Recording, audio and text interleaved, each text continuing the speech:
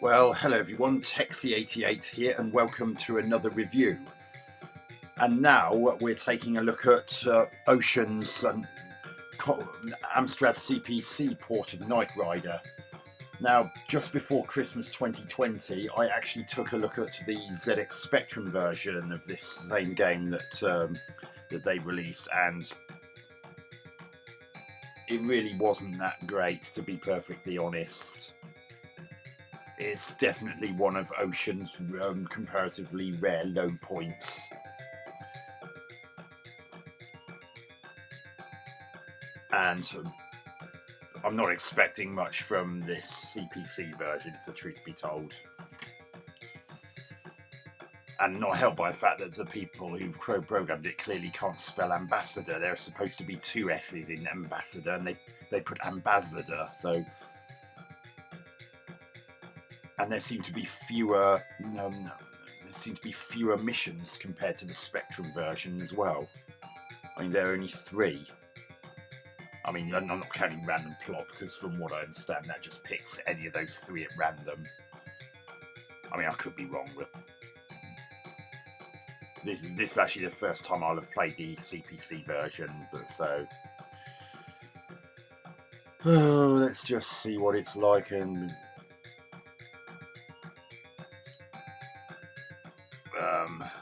let's do Missile Base 3. Oh my god. Could that scrolling marquee go any slower? Good morning, Michael. Devon, it's supposed to be Devon, has just informed me of terrorist activity in Dallas. And I've just noticed that the time in the bottom there is ticking away quite quickly, even though this scrolling message is going slow as hell. I think we should go there at once. Well, tell me that faster then. Michael, move cursor to plot our next course, then press the fire button. Well, it looks as if the controls are the same as the Spectrum version. W up, S down, N left and M right. So... I forgot where I'm supposed to be going. Oh yeah, Dallas. And Q for fire.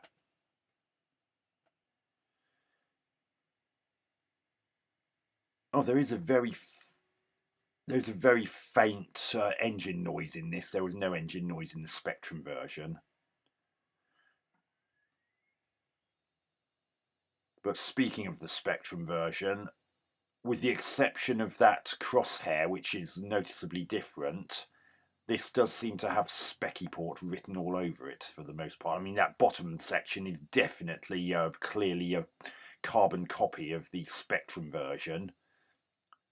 The only difference is there are far fewer colours because of the graphical mode being used. I believe that mode, which is typically used for Spectrum port bits, can only handle 4 colours, whereas Spectrum can always handle 8 because Spectrum doesn't have those kinds of...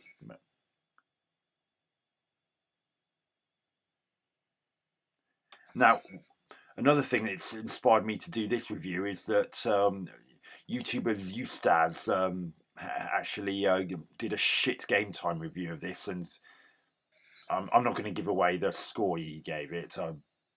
If you want to see what he gave it, go through the pain that he had to go through in order to bring you that kind of enjoyment. Well, it'd be enjoyment for most of us, but perhaps not so much for him.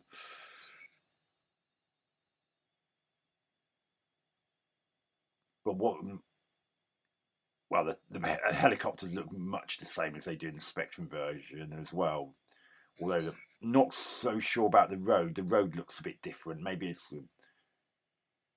got the sky section that's Spectrum port and the dashboard section, but the road bit is in a different mode because the road looks quite a bit different, even though it animates in the way it bends and curves is just as unconvincing.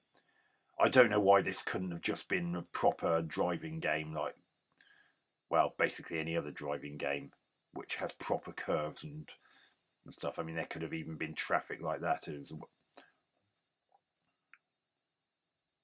Now, another thing I'm going to say, he thought you couldn't. Now, Zeusdaz also thought that you couldn't actually switch between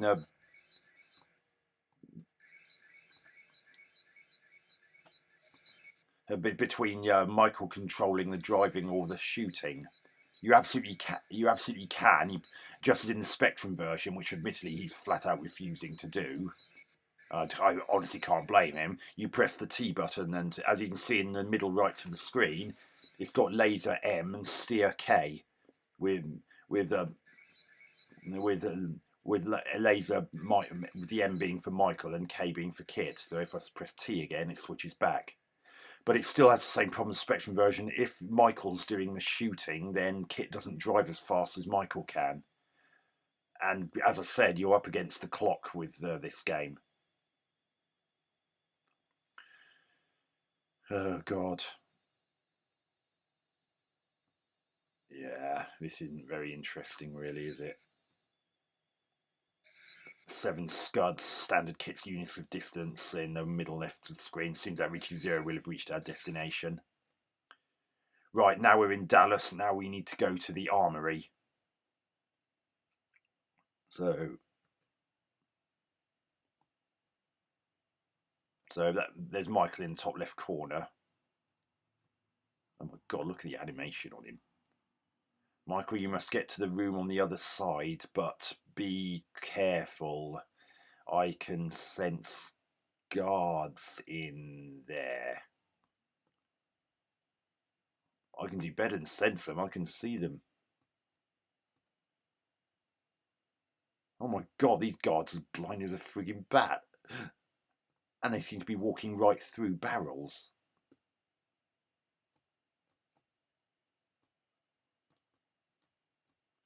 I mean, if I'd been the Spectrum version, that guard would have gone for me the moment he was in line with me. They're not doing that here. Oh shit! Damn it! I couldn't turn in time.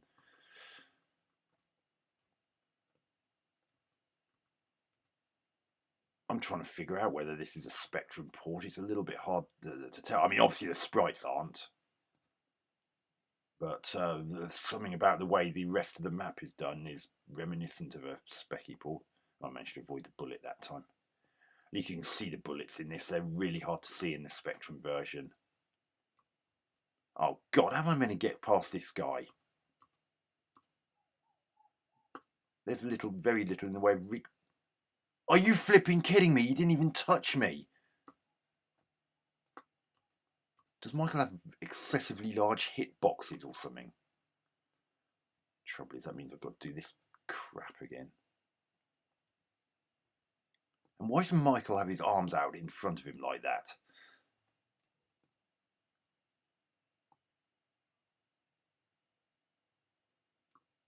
Oh, God. Again, I was nowhere near him, and yet somehow the game thought I touched him. I'm sure I'm close to that. I was as close to that guy as I was to that guy down there just then, and it didn't reset me. Another thing is, obviously, every time the guard knocks you out or captures you or shoots you or whatever, you lose time. And I've lost quite a bit of time doing this. God. He did it. Get in there. There seems to be something... Oh, God, the clock's stopped now. Wrong here, Michael. I deduce that a cruise missile has been diverted to New York. Why is New York spelt as one word? Never mind. There seems to be something... No, it's just repeating the message. So let's head to New York. I won't be able to do it directly, so Atlanta's on the way to New York, which is that place in the top right corner of the map there. And unfortunately, it means we have to do another of these tedious driving sections again. Now, I was looking at the prices that this game cost when it was first released in 1986. The Spectrum version, which I've already reviewed, would retailed for £7.95 according to the advert that I looked up. And both the Commodore 64 and the Amstrad CPC version were £1 more expensive, £8.95.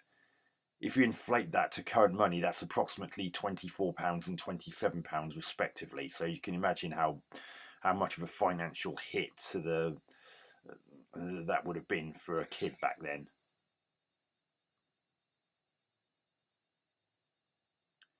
Kit's not very good at shooting those, but for the most part, he's just ignoring things. What is it? The helicopter's over there, Kit. Why are you moving your crosshair over to the right?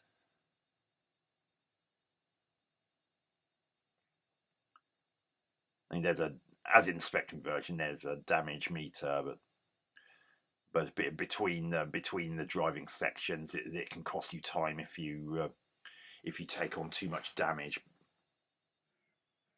So yeah, your damage creeps up if you don't steer properly. The problem is, as in the Spectrum version, you can go at your full 234 miles an hour, and regardless of how sharp a bend is, you can still get around it. I really don't understand why this couldn't have been done like a proper driving game section. I mean, even if there were no actual traffic on the road, I don't see why it couldn't have been done the same way, but have proper roads with proper curves. I mean, we know that even the Amstrad CPC, with its limitations on things like scrolling, we know it can cope with that because it's proved it on several occasions, and this doesn't really count as scrolling. So I am confident that the CPC could have done it. It may have just been another case of the wrong programming team behind it, and maybe even the odd rushed deadline or something. But even though allowing for that, could they really not have done a better job of the driving sections than this to make them a bit more interesting?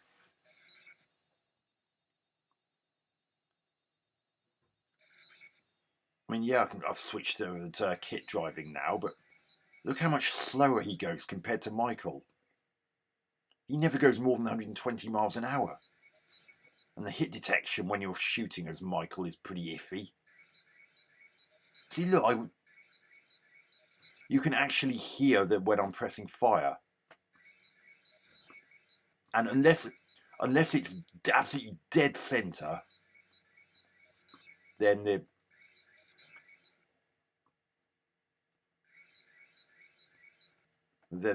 helicopter doesn't blow up. Oh, for goodness sake! Oh, sod this! You can take over the gunning duties, Kit.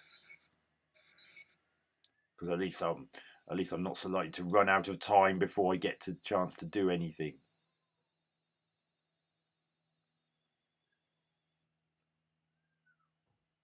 Right, so missile base. Oh no, it's not the missile base. I need to get to New York. So again, I'll have to go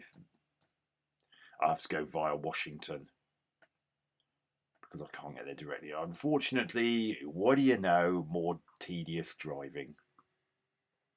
Well, at least it's not even. At least it's only about 100 and just under 150 scuds to get there.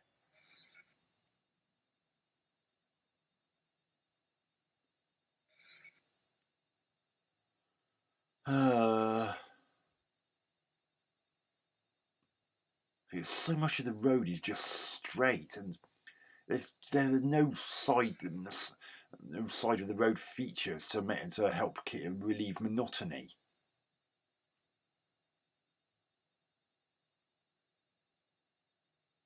I mean, one of the Spectrum's first into the screen driving games was Checkered Flag, and even that had sight scenery,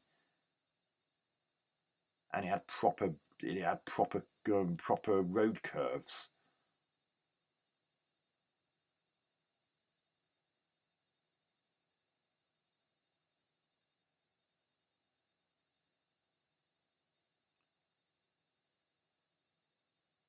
I mean, that road just looks like a white band with a few blue stripes flickering along it. That's how they've simulated movement.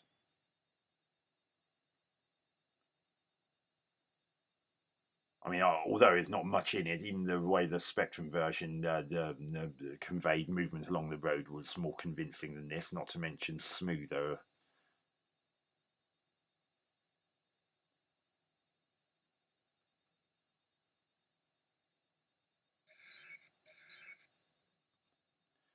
Oh, Ocean, how could you attach your name to this?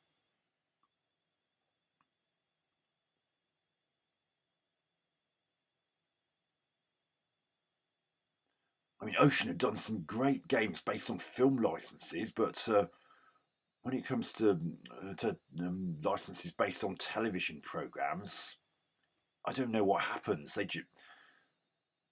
I'm struggling to think of. I'm just struggling to think of one that they've had any involvement in that was actually any good. Or even then, New York's been spelt as one line. Well, I've got to go to New York anyway, so 50 scuds worth of this bollocks again.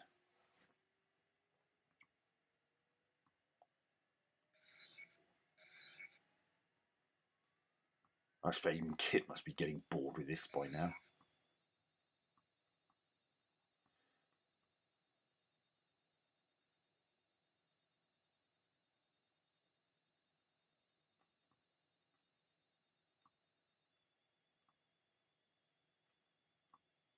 Dear God, this is bad.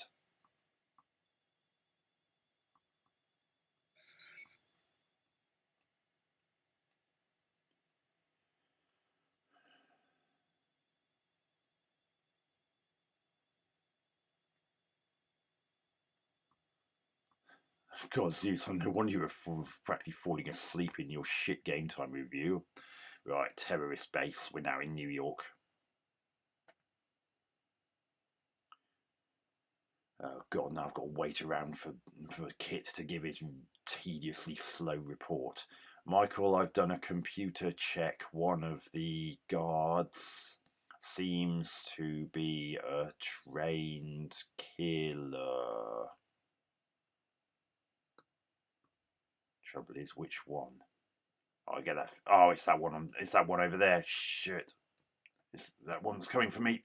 Damn it. It's that one on the far right of the screen. Oh my God, God, jeez, he moves quickly. You can very clearly tell which one the trained killer is. Oh God, oh no, he's stopping.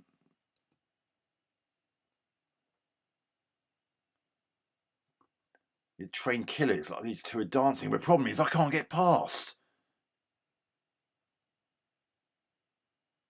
Look at this. How am I going to get past that?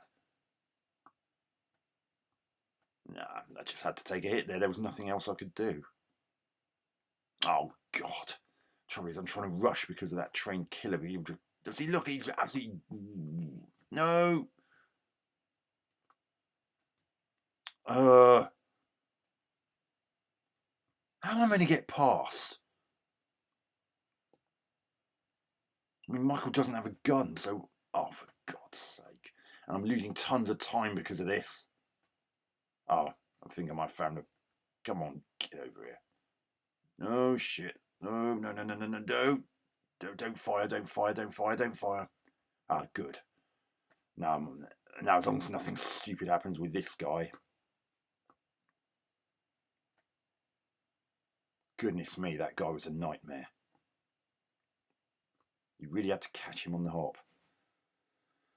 Michael, I have analysed the computer printout, and whilst I may have miscalculated it, would seem that the missile is to be launched from Atlanta.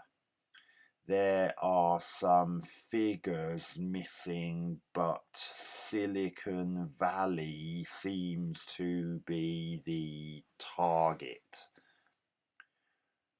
Never mind, in fact, it actually said missile base when I actually passed through Atlanta to get to New York in the first place. And what do you know, I've got to go all the way back there again.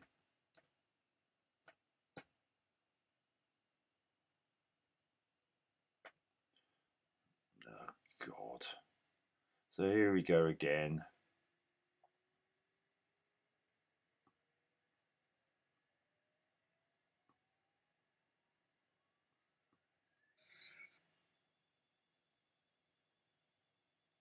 Oh dear. I really don't know what more I can say. If only there were more levels like that, like the bits where Michael's on foot. I mean, those are mildly interesting. Certainly more interesting than this. But because so much of the gameplay is this boring driving / shooting section, it does cost the game rather a lot of brownie points.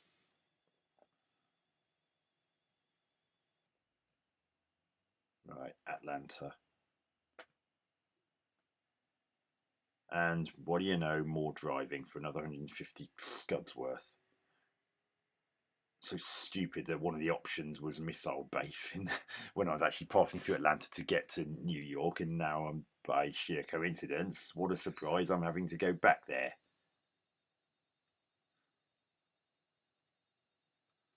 Oh dear. I'm not even going to think about switching to firing because kit drives too slowly and I've got less than an hour in game time units to complete the mission. And I've got to hope that there aren't too many more of those nasty guards that are very dangerous, like that one I had to deal with just now. Because, God, he really is a lot harder to deal with than the equivalents in the Spectrum version. I mean, that's about the only legitimate challenge that I've really seen in this game, and even then, as you saw, there are times when he can get his knickers in a knot and cause problems when he comes into contact with other guards.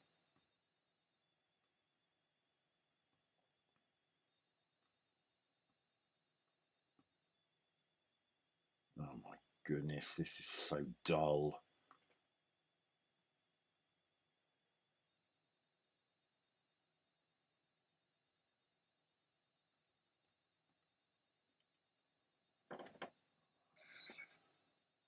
I mean, I suppose the on-foot sections are sort of tense, but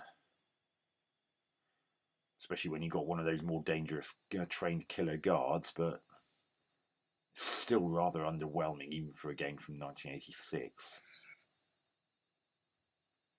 I mean, if you want to know something that's tense that came out the same year, the Spectrum version of The Great Escape, and one of Ocean's more redeemable titles on the Spectrum version. The less said about the Commodore 64 and Amstrad versions, the better, because both of them are Spectrum ports and run slower.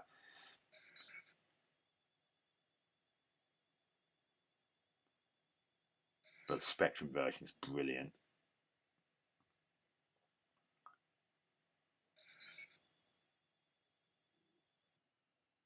Right, missile base.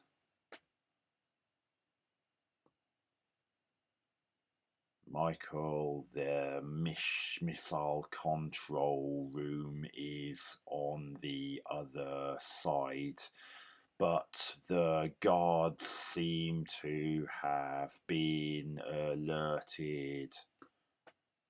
Does that mean they'll see me if they come in line with me like they did in the Spectrum version? I guess I'll find out soon enough. No, they're still thick as shit. See, look at that. In the Spectrum, but oh God, didn't. Oh God, I just noticed. That's what happened. That guard there, he's another of those really dangerous trained killer types. Oh shit! How am I going to get past this?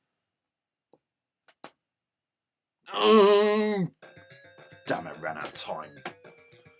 So that was Knight Rider for the Amstrad CPC.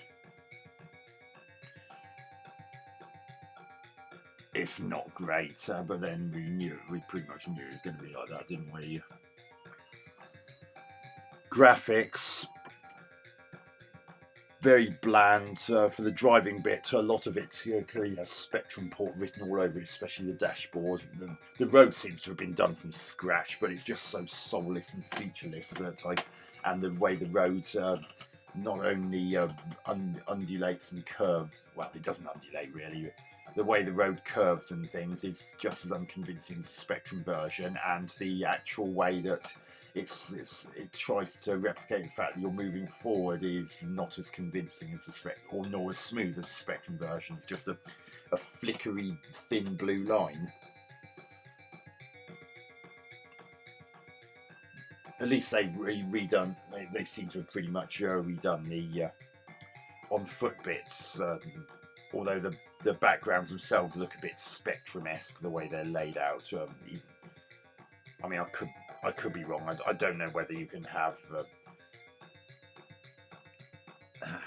I'm not that familiar with the Amstrad CPC's modes to the point where I know you can have partitions in which you've got multiple modes on the screen at the same time, because I've seen it. But what I don't know is whether you can have, say, sprites from in a particular mode on top of a mode that's from a different mode layout. So, for example, sprites in a mode other than what's normally used for Spectrum ports. It's just that those backgrounds in the on-foot bits do have a certain Spectrum type quality about them, especially the way the colours are used. Animations passable, but I can't really say much more than that. At least you can see the bullets in this version, although they're not as fast as in the Spectrum version. Sound. Well, you've got this this rendition of the Knight Rider theme tune. Well, to an extent, it's got a couple of tweaked bits here and there, but it's still recognisably the Knight Rider theme.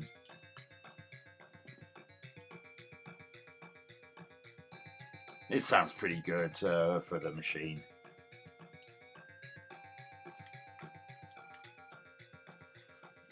And there is an engine sound and sounds for the explosions in the driving sections. But for some reason there doesn't seem to be any sound during the on-foot sections, which is a bit of an empty experience. I mean, even in the Spectrum version, the guns that the guards fired made a sound, albeit a faint one. But there doesn't seem to be any such sound on this version, even for that. Gameplay. It's still very dull, especially the driving sections. I mean, it picks up a little bit in the on-foot sections, but not much. And while I do applaud to the programmers for making those trained killer guards much more of a challenge than in the Spectrum version, they still get themselves in a muddle when they come into contact with other guards, and it can lead to situations like you saw earlier where it's just impossible to get past because it looks like they're doing the do-si-do or something, or trying to take their partners and having a dance, and that smacks of unfairness. And I try as I might, I just couldn't get to the trained killer to get back on course for going for me, so I could actually get past. So I had no choice but to take a hit and lose precious time.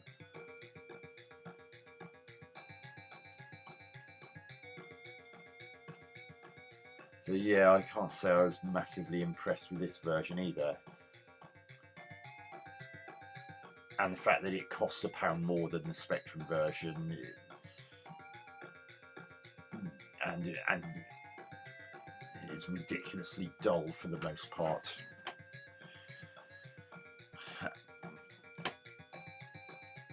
So yeah, not really very good. 2 out of 10 for this Amstrad CPC version of Knight Rider. So anyway, I hope you enjoyed this review. Catch you on another video soon. Texie88 out.